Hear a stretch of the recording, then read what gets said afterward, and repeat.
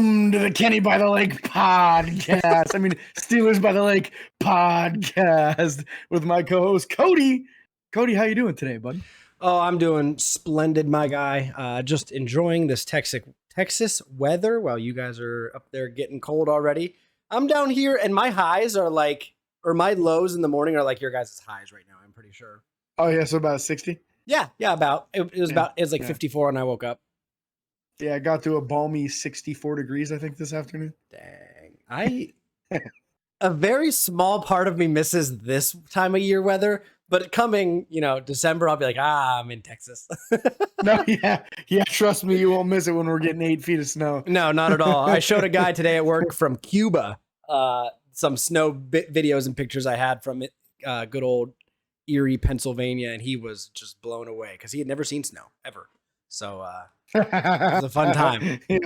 Yeah, boy, do we see snow here. It's weird to me to figure out that people haven't seen snow. That's just weird. But again, it is what it is. All right, we are going to talk Steelers news. Steelers by the Lake news first.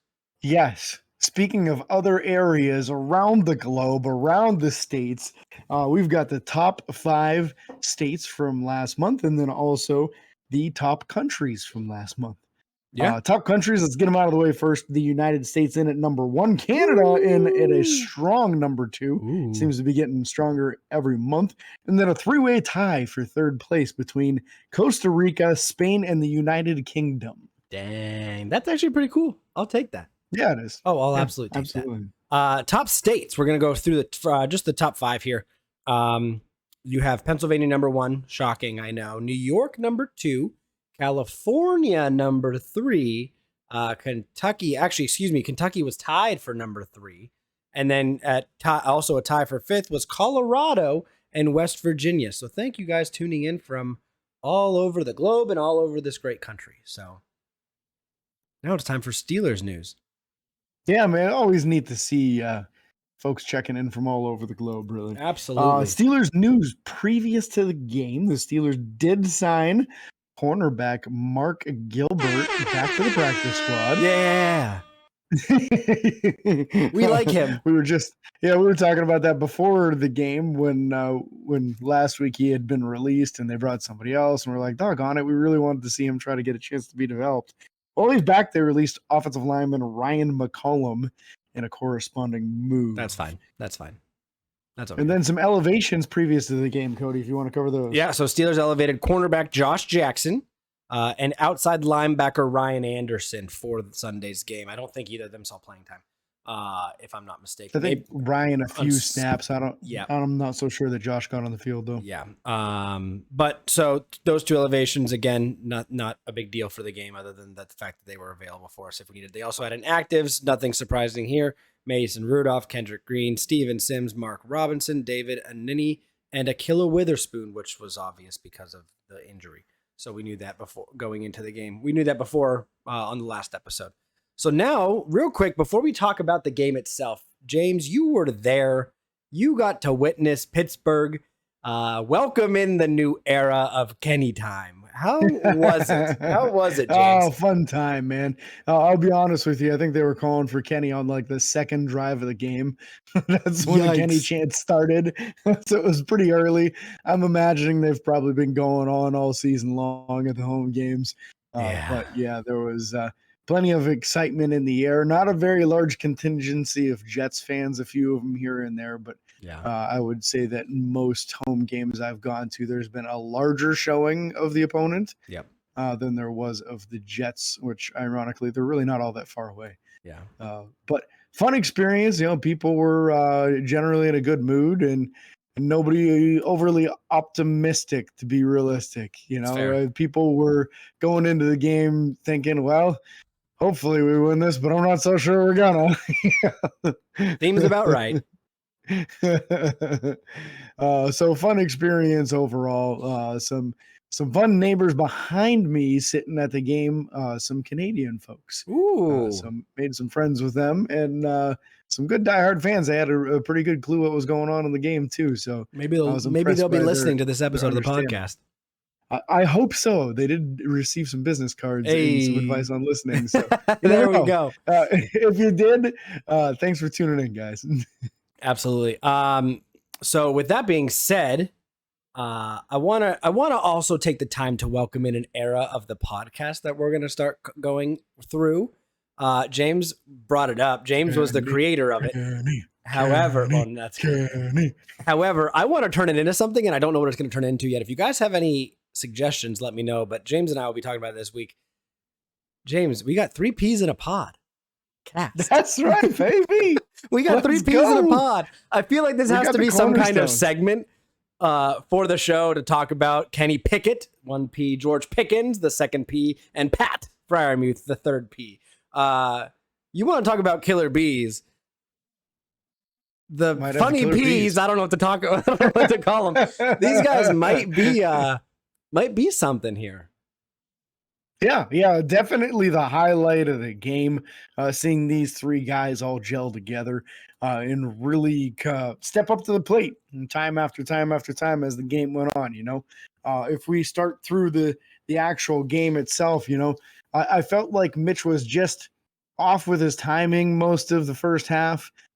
His interception that he threw to Deontay Johnson was off of Deontay Johnson's hands. Hit him in the hands. Can't ask for a lot more than that. Bounces up in the air and straight into the arms of a defender, which is just bad luck more than anything. It was a really good catch, too. It was a really good catch for the defender.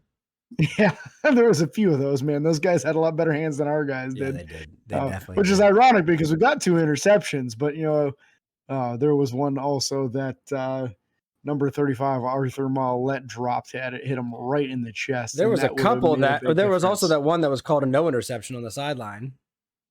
Yeah, the Minkas where he almost got it. That was a pick. On TV, that was a pick. In person, it looked like he was out of bounds. Really? Even on the Jumbotron? Yeah. Oh, dang. I guess I just got a bad angle from TV. I don't know. But going back to that for a second, I do think that I feel bad for Mitch. I feel bad for Trubisky because I feel like he's a really good quarterback. But and this is part of it. I don't think he can handle the pressure of already feeling like he was getting pushed out. I think that made him play worse than he normally would, personally. Maybe not a lot, but enough. And so that was probably frustrating for him because I do think Mitch is a good quarterback. I do think he's better than 7 of 13 for 84 yards and interception. But it's unfortunate for Mitch that his career's just bounced around like that after Chicago. But again, I guess the writing was on the wall. You draft a quarterback in the first round. Most fans are going to freak out and expect him to play. But yeah. Absolutely. And there's a reason you only gave him $7 million a year. There were incentives to make it up to like $14 million a year. But he would have really had to light it up, which he has not done. Nope. So, it was just really a detriment to the offense. His timing just being off over and over. You could see the receivers getting frustrated because they'd have their guy beat and then he'd underthrow it. There was a sideline throw to Jalen Warren where he's got his guy beat by like 2 steps, but the ball's thrown behind. He catches the ball, but because of it, he immediately gets tackled and he's short of the sticks. So it's so many things like that where when you're in person watching it, you're able to see, you're not waiting for a camera to cut from one angle to another because it's usually CBS and they're just awful with their coverage. Yep. But you can see it, and you see these guys constantly stopping for the ball and trying to jump over the back of receivers to get out of ball. Defenders, trying to jump over the back of a defender to try to get it. Mitch had probably one of his worst games, I thought. The interception wasn't his fault. That was actually a decent ball. And he actually threw a really nice sideline ball to Deontay where he almost had his feet in. That one foot was just like the toe. Yep. The big toe was on the sideline, and otherwise he was in bounds. So he had some nice throws in there, but he had a lot of them not so nice. And he was really struggling with moving around in the pocket under pressure. He just kept on moving into it. The pressure would come, and instead of scrambling away and rolling away from the pressure, he kept on moving towards it and getting himself sacked. Yep. I know the offensive tackles didn't do the greatest in the first half. They let up a few sacks, but you got to be able to buy a little extra time. Yeah. And he wasn't doing it. He wasn't, when he extended plays, it wasn't turning into a completion. And The flip side of it, you saw Zach Wilson extend plays over and over and over and over. Yep. And the Steelers defenders not able to get him on the ground other than one time Alex Highsmith did. But I just felt like there was a big difference there with how Zach Wilson was escaping versus how Mitchell Trubisky was not escaping. And one thing that he definitely couldn't escape was the fate of being benched.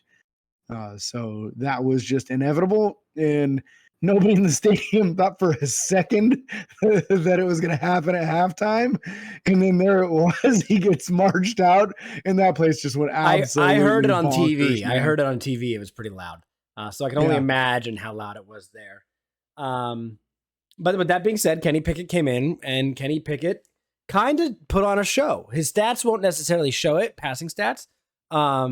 But he did a really good job of avoiding sacks, avoiding pressure. I felt like his pocket awareness was there, and he knew when to scramble, what hole to go through, how to extend the play, and extend the play enough to also get 2 rushing touchdowns. So, and the one was very Ben Roethlisberger-esque. The second one, I felt like taking the hit, making the twist. Yeah. So, yep. And they talked about it on TV, so you wouldn't have heard this, but at one point they talked about how other players on defense were even playing better. And they're like, it's crazy how much one player on either side of the ball can get somebody going, can get somebody excited. And they made a comment about that on TV. And Kenny came in, and Kenny, it wasn't super impressive, but it was probably the best performance we've had at quarterback minus 3 plays this year. In the sense of pocket awareness, big thing's going to be timing of throwing some deep balls and placement of them. But I felt like he played really well. Yeah, and to me, like I had people ask me, how'd you feel about his performance? And I said, honestly, I thought he was amazing. Yep. And people were like, but he threw 3 interceptions. I watched the game. I was there. I saw the interceptions, and I know that the first interception, he throws it deep to Chase Claypool.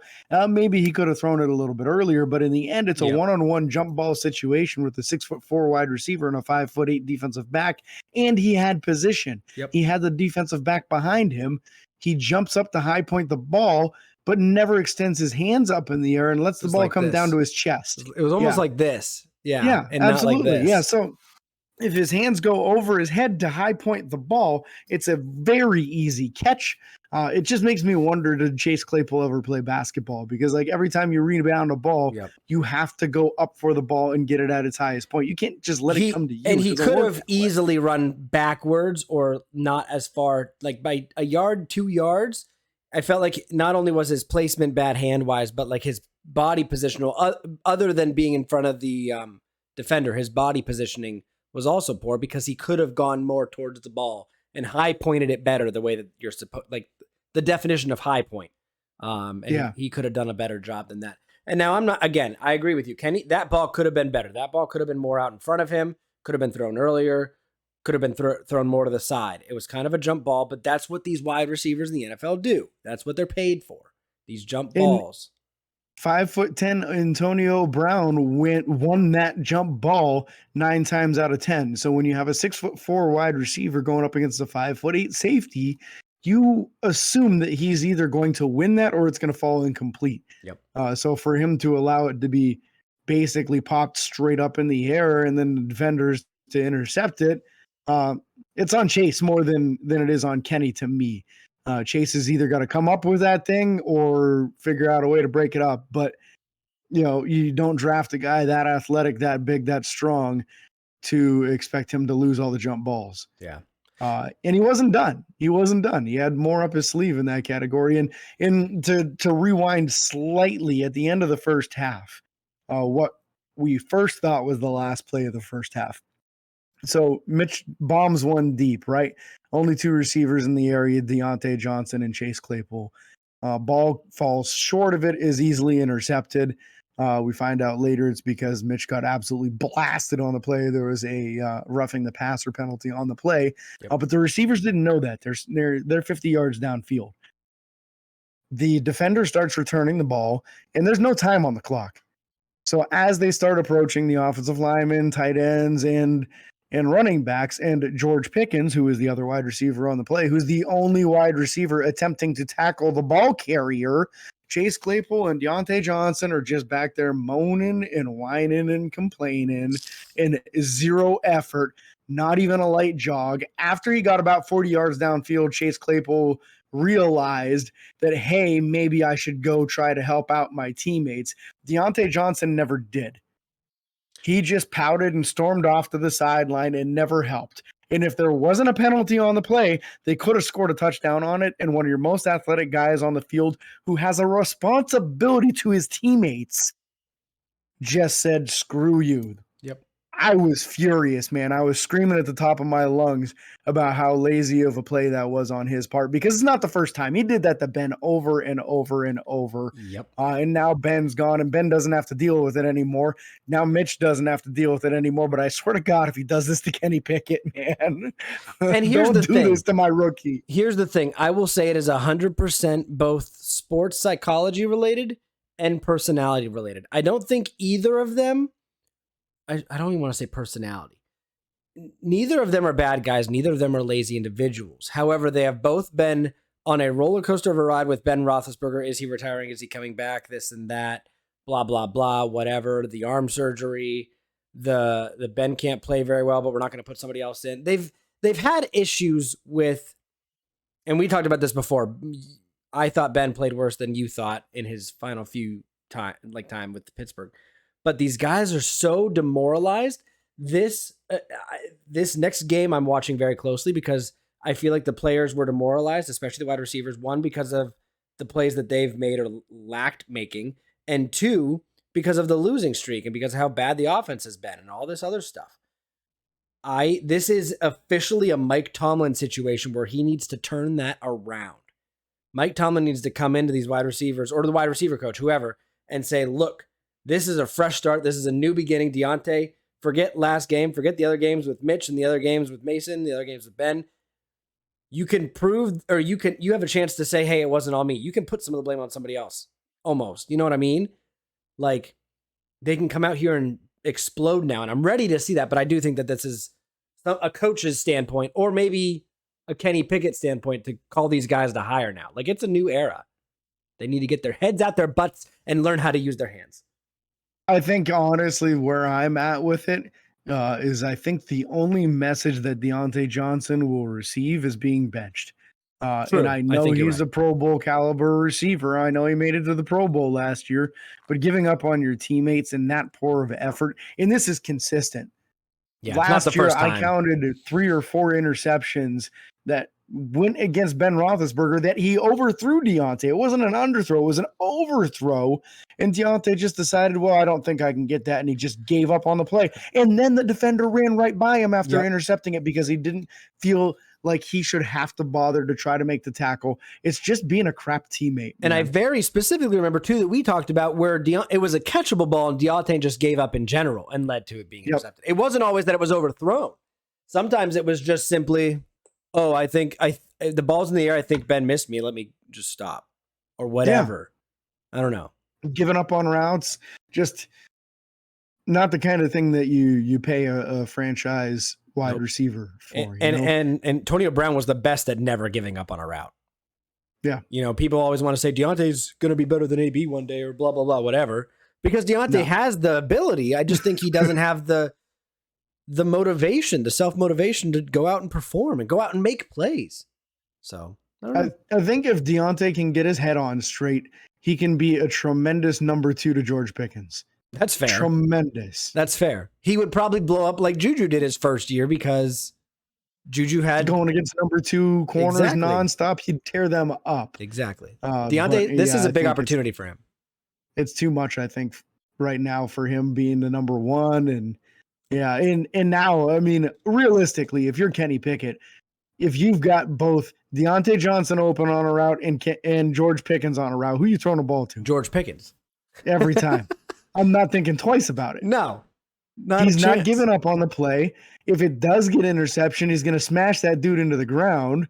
Like, Pickens is going to have your back, and his effort's going to be 110% on every play. Yep. And you feel like you're probably going to get 75% effort on most plays and less on other ones from Deontay. And I'm just kind of over it, man. I'm just kind of over it. I'm also over it. Yeah, let's move past this. I don't want to stand on this Deontay Johnson. Yeah, because we could go for a while. This hill too long. We skipped running backs. People are probably pissed at me right now for my stance on that, but I'm not changing it until he changes his behavior. Yep. We skipped running backs. We'll stick with the wide receivers for now. George Pickens go back. Deontay Johnson, 2 receptions, caused 1 interception on 4 targets, and Claypool was 2 targets, 2 interceptions, helped, whatever. George Pickens went off for 6 receptions, 102 yards, averaging 17. Fun fact, George Pickens has set career records every single game so far for himself. It just keeps on getting better. The first game was 1 reception, some yards. Second game was 3 receptions, some yards. Third game was 3 receptions, more yards. And then the fourth game was 6 receptions for 102. So it was a good time. Coming to a field near you soon. Touchdowns to George Pickens. Yeah, and Pat Freiermuth. Pat Freiermuth, 7 receptions on 9 targets for 85 yards, 12.1 average. The 2 previous year rookies, first round and second round, are the ones leading this team of insanely talented players at the wide receiver position. Yeah, and let's be real. I couldn't be happier with the core right now that they've built. Pat Freiermuth just looks tremendous. Yep. Kenny, again, other than those interceptions, and we talked about the first one being a little bit more on Chase. Yep. The second one was a bad decision on his part. I will say that. The one to Pat, Yeah, he was rolling to his left, threw it all the way back to the right sideline to Pat Freiermuth. He says he was trying to throw it over his head and out of bounds just to have an incomplete play. But yeah. Unfortunately, it gets batted up in the air. Pat did get 2 hands on it, so it's not 100% on Kenny, although it was definitely a bad decision to throw that ball. And then the last one's on a Hail Mary. And you know what? Hats off to him for getting them in position to actually be able to throw that Hail Mary with only 20 seconds on the clock. Yeah. Yeah. But yeah, let's talk. I mean, we got George Pickens, phenomenal game. Yep. Pat Freiermuth, phenomenal game. To me, Kenny Pickett was a phenomenal game. Yep. I mean, we didn't even talk about the fact that there was a play where a defensive lineman came completely unblocked right up the middle and absolutely bulldozed Kenny Pickett, and he throws a dime right down the middle perfectly to Pat Freiermuth and converts for a first down. Not quite as bad as Mitch got hit on that supposed last play of the first half. Yeah. But I felt like he stood in there better than Mitch did. Yeah, and it was coming right in his face. Yep. Mitch got hit from the side. And he made a completion. This is right down your face. Yeah. And he just stared it right. And then he got asked about it after the game. I don't know if you heard this. I didn't. He got asked by the interviewers. You know, you always have like 10 Steelers reporters there asking him a bunch of questions. And so one of them asked him about that, you know, what was going through your head as you're about to get that hit and you deliver that perfect throw to Pat Freiermuth over the middle. You know what he said? It's in the job description. He's like, I don't think about that. It's in the job description. I love it, man. Let's take a sad moment for his straight disrespect for basically calling out other players. Just a sad moment.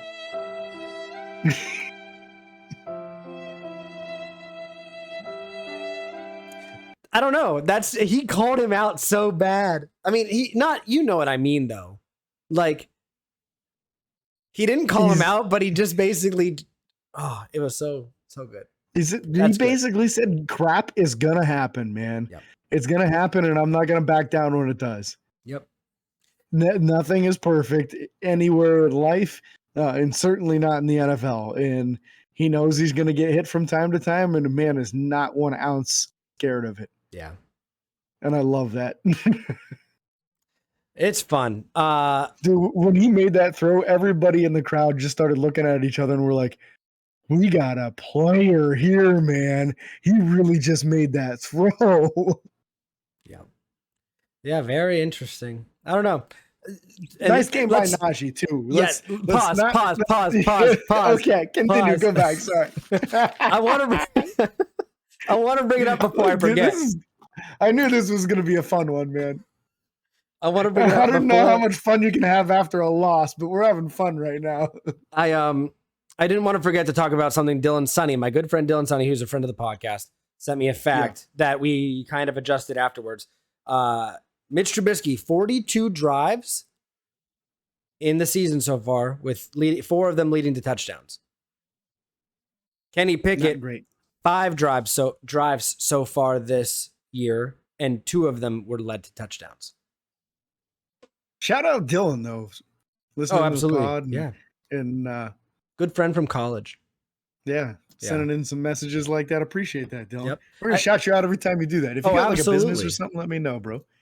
Dylan might. We'll talk to Dylan. We'll find out. But Dylan, also enjoy Lakeside Bagel because you're there every Saturday, and I miss it. I miss Lakeside Bagel. Not gonna lie. Anyways, yes, Najee Harris had a phenomenal game. 18 rushes for 74 yards, 4.1 average. Again, he's continuing to go up. And the announcers commented on it, which I was really proud of, because sometimes I feel like they miss super obvious stats like that. But the announcers did talk about how, he's getting better every week, blah, blah, blah, blah, blah. And they talked about how it was only 3.2, but now he just added a 4.1 to that. It'll be in the high 3s now, soon to be low 4s. I think it's like 3.5 now because he had some real stinkers at the beginning of the year. Yeah, but he had 16 was his long. 16 was his long compared to 11 or 12, whatever it was. And there were multiple runs over 10 yards in this game. The offensive line really opened up some holes in this game, man. They're starting to actually come together. The running game is starting to come together. Some holes for Najee. He's moving the pile a little bit. Jalen Warren had a run over 10 yards as well. Yep, 14. 3 carries for 18 yards on the game.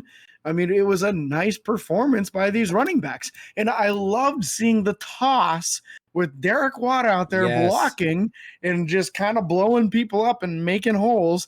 The power toss is back. The fullback is back. There's some things to be excited about. And that happened before Kenny Pickett came in, just to be clear. Like, that was early in the game. Yeah, they did it a few times. Yeah. It happened a few times throughout the game, and it kept on being successful. Yeah. That was the running style that Pittsburgh was successful with guys like Willie Parker and Le'Veon Bell. Le'Veon Bell did a little bit up the middle, but like Jerome Bettis, they just sent up the gut. There was no other choice there. He was run 3 yards and fall down, but he did it in 6-yard increments sometimes, so it was great. But I do agree that I liked seeing that. I did think that the first time I saw that end around or pitch, I think Derek Watt didn't block very well on that one, but I don't know, I might be remembering it wrong. I thought I was questioning like the fact that he hit somebody, but like it was more of like the high school style where I just want to hit them as hard as I can, but not actually make sure I block them. Mm-hmm. And I think that happened on the first one. I was like, oh no, like that looked really bad. And I got worried for Derek, but then I also was like, we got Jalen Warren. Maybe he could play fullback. So we have options. I do wonder if he might a little bit in the future. He's honestly so powerful. With a back like Jalen Warren and a back like Najee Harris, maybe we finally see some of this pony backfield that we've been hearing about with 2 feature backs back there, and you can run power either way. Najee could easily blow some people up for Jalen, and we've already seen Jalen lead blocking on some plays. So I don't know, man. Maybe this is going to open things up a little bit more yet with the offense. Yeah. And I'm excited about it. Zach Gentry finally got back involved in the offense on a little shovel pass for 2 yards, so it goes down as a 1 catch for 2 yards. Yep. Honestly, I didn't like the call as to who they ran that to, just because he's the least athletic tight end we have.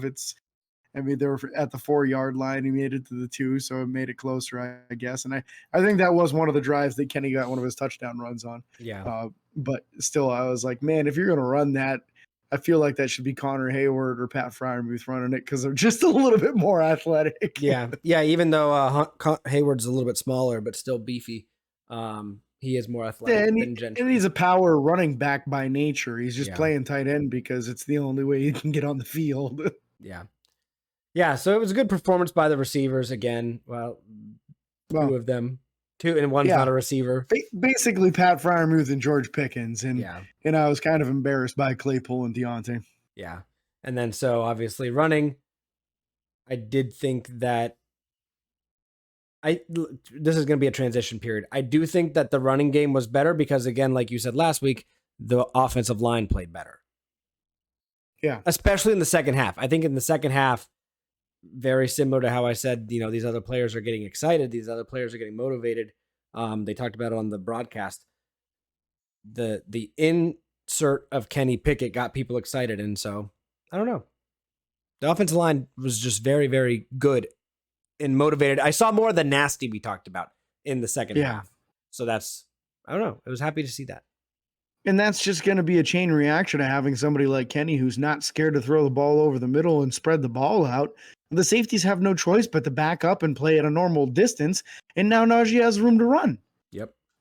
I like Najee one-on-one versus most defenders because the bigger guys he can make miss and guys his size or smaller, he's going to drag him for a few yards. So it's getting him those opportunities to be one-on-one with people and really show his dynamic capabilities.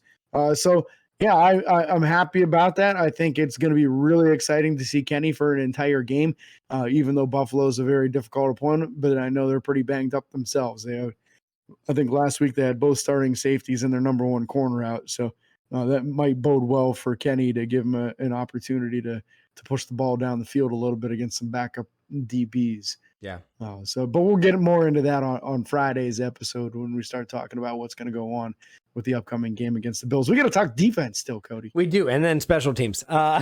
We gotta get moving. Defensively, defensively, I don't think anyone really stood out during the game, other than obviously the Cam Sutton interception, the Minkah Fitzpatrick interception, and then also Alex Highsmith getting his sack.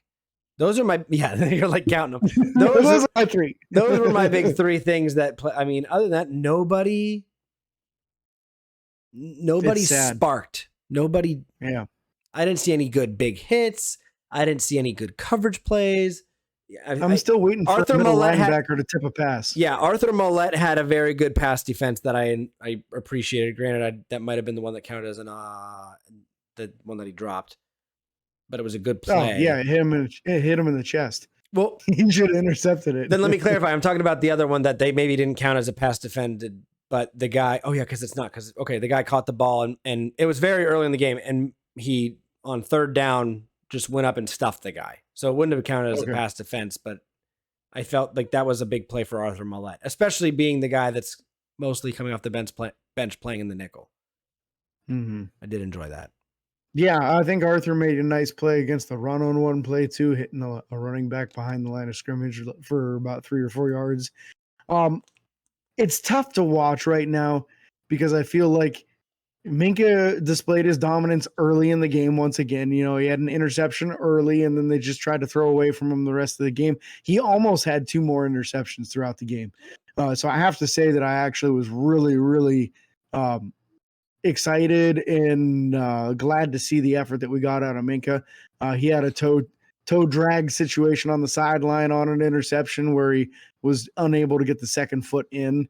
And then he had one where Zach Wilson tried to throw it away at his knees, and he dang near one-handed it. So excellent, really, effort from Minkah Fitzpatrick, but we've got to start seeing it from some of the other guys. Again, at least Cam Sutton stepped up. His interception was once again him just reading the play, falling off of his guy, understanding where the ball was going, and going to make a play. It feels like Cam Sutton's football IQ is just really high.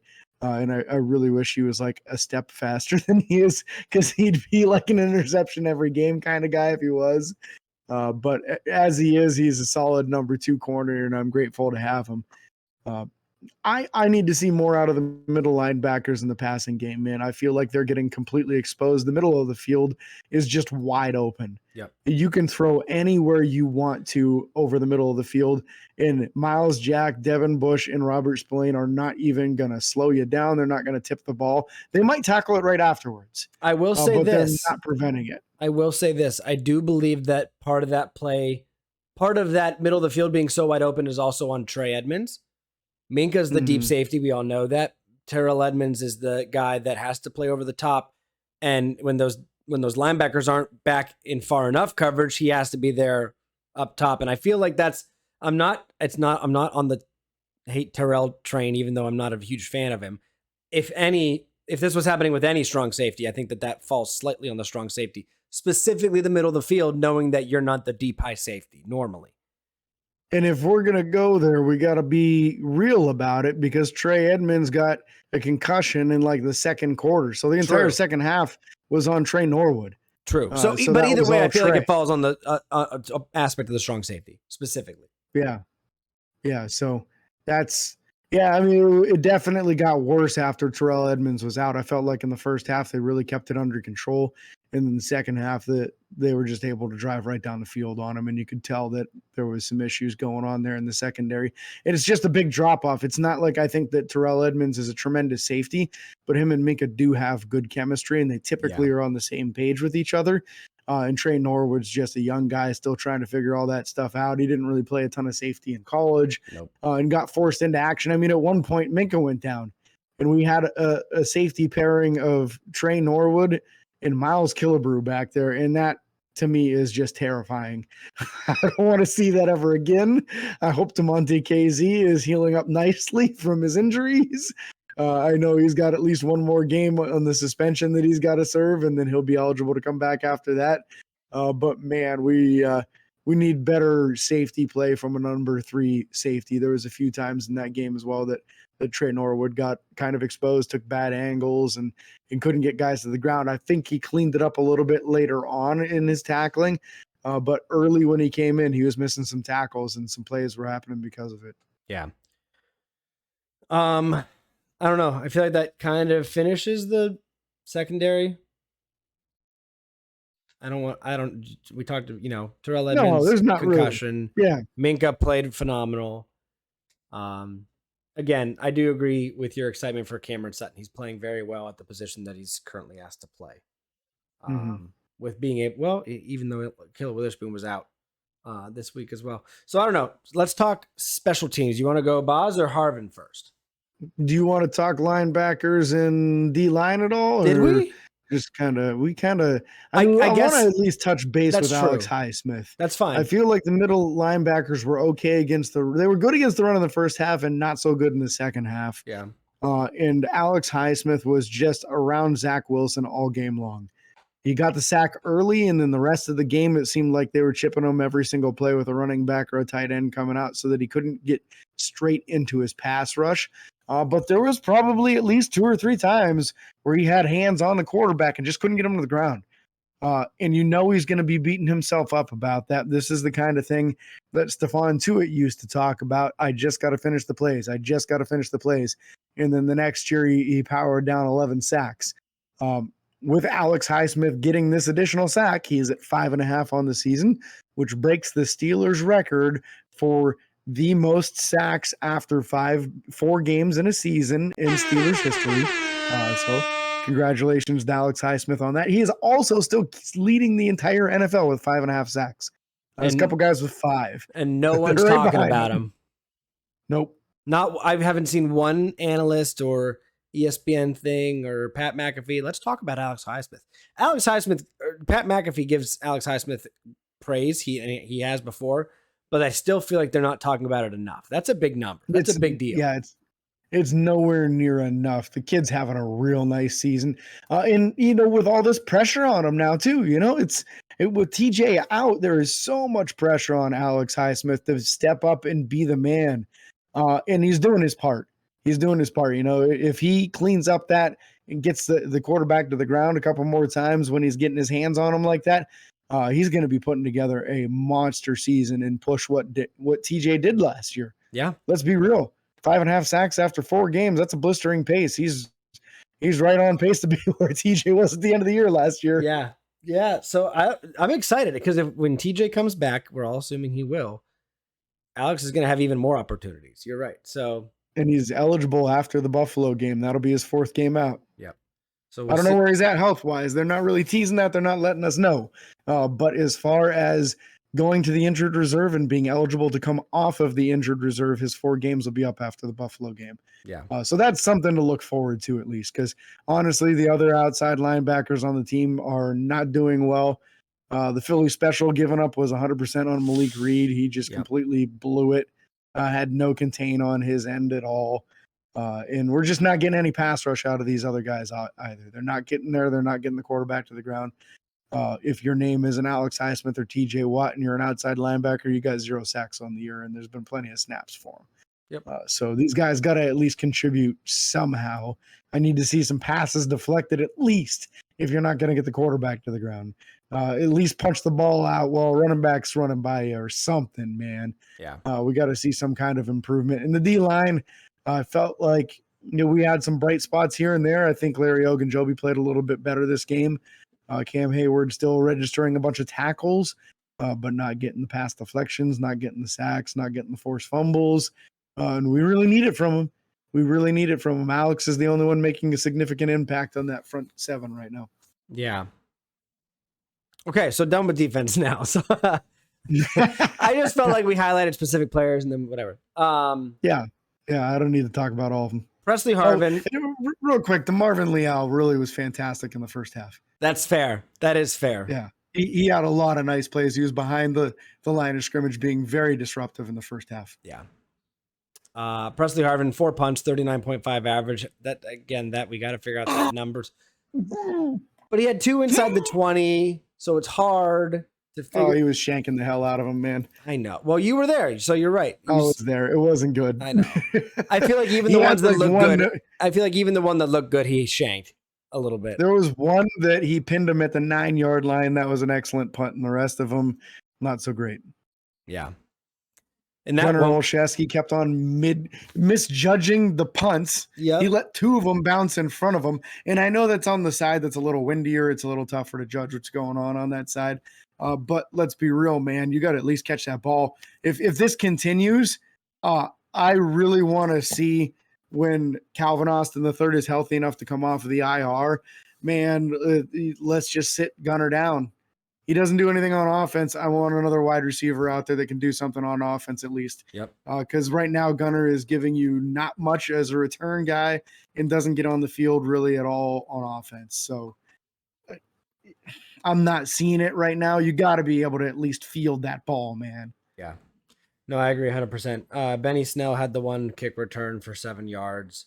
And then moving on, Boswell was there. Yeah, Boswell was perfect for the whole game. 2 field goals attempted, 2 made, 2 extra points attempted, 2 extra points made. So that was good.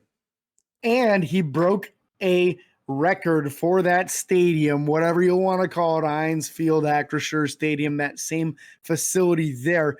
The longest kick in the history of that stadium, 59 yards. And he did it with 0 seconds on the clock to start the play, too. So it was make it or nothing, man. This is all we got, a 59-yard field goal to try to keep us in the game, and Boz did it, man. Hell of a kick. Yeah. Yeah, so big night for him, big night for Boswell, perfect on the night, and then we're breaking the record as well. Other than that, injuries after the game, Terrell Edmonds got hurt early in mid-second, didn't come back. And that was a concussion, so he may not be ready for the next game. Yeah. And then Minka went down with it almost looked like a knee injury for a second. Yep. And then he came back like 2 plays later. Yep. And then Cam Hayward also went down for a little bit and was limping off. Down twice. Yeah, with an ankle injury the one time. Shoulder the other time it looked like. Yep. And then Levi Wallace as well, injured after this game. I'm not too worried about any of those other than the concussion, but just because we're reminded so much with everything that happened with Tua. But Minka and Cam and these guys, I just probably expect to be back next week, more than likely. Yeah, they'll play, but my concern becomes at what level are they? How banged up is Cam at this point? He keeps on going down near the end of games and limping off. Maybe that's part of why he's not getting to the quarterback and not getting the production he normally does because he's hurting so bad. So we'll find out, because if we get a different Cam Hayward after the bye than we had in the first half of the season, then we'll know that he was probably a little dinged up and needed some extra time off to heal up. Yeah. Minka, we got to have him at 100% because the rest of the secondary is so banged up right now with Witherspoon already out with that hamstring. Sometimes those take a while, so I wouldn't necessarily expect him to be back against the Bills. If Edmonds is out too, now you got 2 of your starting 4 defensive backs out for that game. That's scary. If Minka's at 50% and those two are both out, you could end up getting passed all over on. Yeah. Yeah, very true. Other than that, I don't know. We lost. It's a new era, man. I think, honestly, people are a little bummed because they lost to the Jets. But turn that frown upside down. We got a new franchise quarterback. This guy has so much potential. He's got so much moxie, and he's got a live arm, and he knows how to scramble when he needs to. I mean, what the NFL has taught us the last couple of years, it doesn't matter what your quarterback numbers are. If you can run for touchdowns, you're an MVP candidate. So that's what we got right here, MVP candidate, because he's got 2 rushing touchdowns for a touch in that first game. Yes. Forget the interceptions because they don't pay attention when Lamar Jackson throws them. So who should pay attention when Kenny throws them? I feel like we just went off the same way that a Ravens fan on Pat McAfee's show that on a Twitter or a tweet went off today about complaining about his team or something, and then he was like, but the Steelers lost, and talked about us. It just reminded me of that. That was all. It was a good time. It was nice to see the Ravens lose. Yeah, it was. Especially the way how they did. It was close. I don't know. I agree. It's a new era, so I'm excited.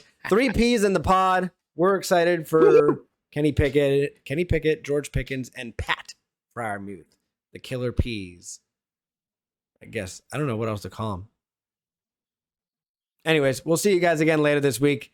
Thank you guys for listening. Be sure to like and follow on Facebook, Twitter, Instagram, and YouTube. Subscribe and ring the bell. It's free. Until next time, this is your host, James and Cody, signing off. Peace.